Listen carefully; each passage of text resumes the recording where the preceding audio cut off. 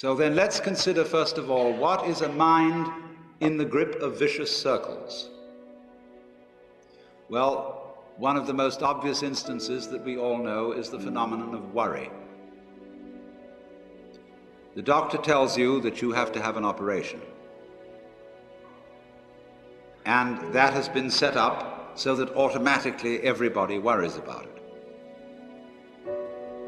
But since worrying takes away your appetite and your sleep, it's not good for you. But you can't stop worrying, and therefore you get additionally worried that you are worrying. And then, furthermore, because that is quite absurd and you're mad at yourself because you do it, you are worried because you worry because you worry. That is a vicious circle. So now, can you allow your mind to be quiet? Isn't it difficult? Because the mind seems to be like a monkey, jumping up and down and jabbering all the time. Once you've learned to think, you can't stop.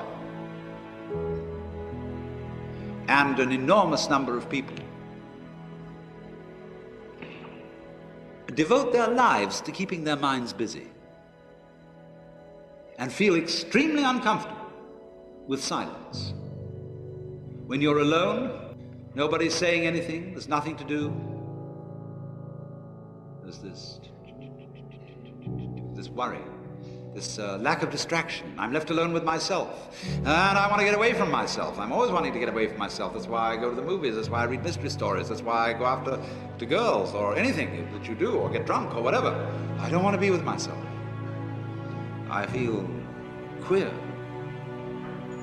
So, well, why do you want to run away from yourself? What's so bad about it? Why do you want to forget this? Why do you want to become yourself? Because you are addicted to thoughts.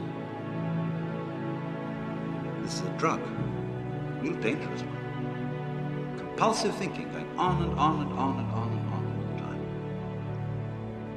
It's a habit. So there's a difficulty about stopping that activity. And you really have to stop it if you want to be sane.